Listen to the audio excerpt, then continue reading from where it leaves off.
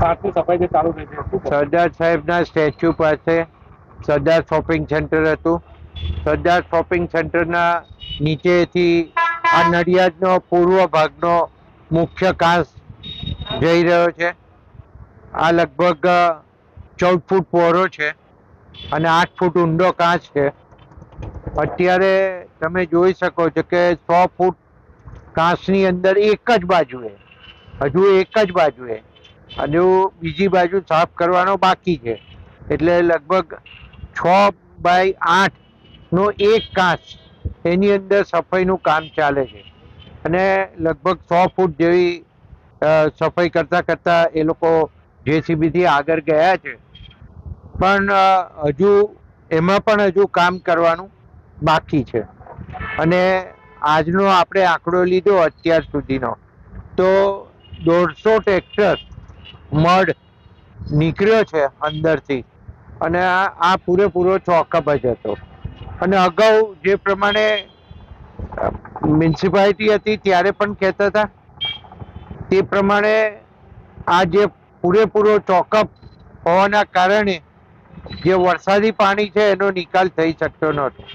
અને એના કારણે નાના કુમનાથ રોડ હોય, મોટા કુમનાથ રોડ હોય, આ બાજુ આઈસ ફેક્ટરી દેસે વગો હોય, કિડની હોસ્પિટલથી પછી કોલેજથી આવતું પાણી, અને ઓલ્ડ સિટીનું પાણી, જૂનું શહેર જે નડિયાદ છે એનું પાણી ઉડેવર મારફતે અહીંયા આ બધા જ પાણી અહીંયા ભેગા થઈને આવે. એમાં આ બધા જે મેં કહ્યા એરિયાની અંદર પાણી ભરાઈ રહેતું. અને એમાં આંખની હોસ્પિટલ આપણી સૌથી મોટી સંતરામાઈ હોસ્પિટલ, એની અંદર પણ એ પાણીમાં 4 મહિના આપણે રહીએ જ છે. એ રીતના નાના કુમનાથ રોડ ઉપર પણ જે કિડની વાળો રોડ છે એની ઉપર પણ પાણી રહેતું.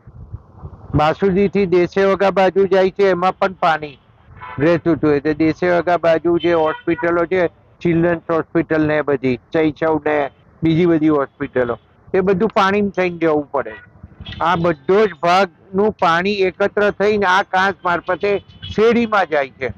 હવે અત્યારે આપણે જોઈ શકીએ છીએ કે આપણે આ શોપિંગ સેન્ટર તો જર્જરિત હતું અને જે મ્યુનિસિપાલિટીએ ટેસ્ટિંગ કરાયા એમાં રિપોર્ટ એના ફેલ ગયા, એના કારણે આ ડિસિઝન તો લેવાનું જ હતું. પણ જોડે જોડે કાંસની સફાઈ થાય એ જરૂરી હતું. અને અત્યારે કાંસની સફાઈ ચાલુ જ છે. આ કાંસ સાફ થશે એટલે આપણને નડિયાદને ખૂબ સારું રિઝલ્ટ મળવાનું છે.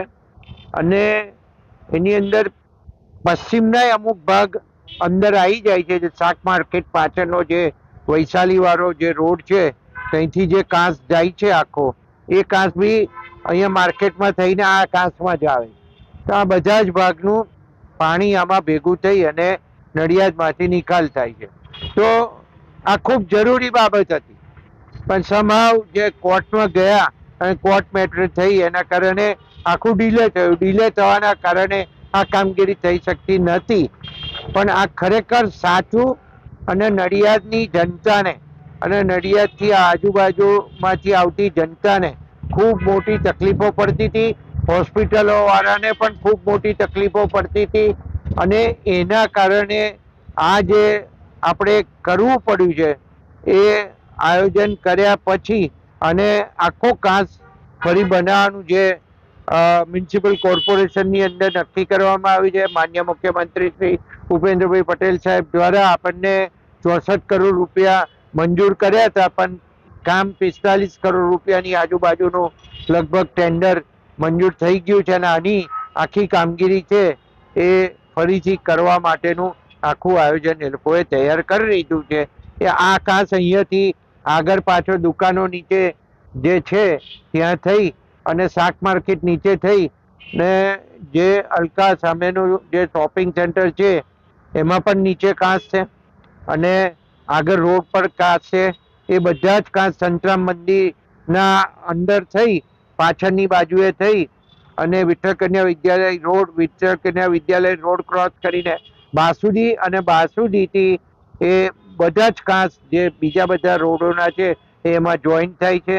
તો આ ભાગ નવેસરથી થાય તો નડિયાદને ખૂબ મોટો અગાઉની વર્ષોની અંદર અને ચોમાસાની અંદર રાહત આપવા વાળો ઘાસ આપણને મળશે. આ ઘાસ સાફ થવાથી જે ગંધારા છે એમાં કઈ ફાયદો થવાનો એમાં પણ ફાયદો થશે. એનું કારણ છે કે આપણે ત્રણેય ગરનાળામાં પંપ જે મૂક્યા છે એ ત્રણ ગરનાળાના પંપનું જે પમ્પિંગ થાય ચોમાસાની અંદર અને એનું પાણી આ જ કાંસમાં આવે છે અને આ જ કાંસમાંથી નિકાલ થાય છે. એટલે આ સાફ થવાથી લેવલ તૂટશે અને લેવલ તૂટશે અને પાણીનો ઝડપથી નિકાલ થશે. એટલું જલ્દી પાણીનો નિકાલ થવાનો.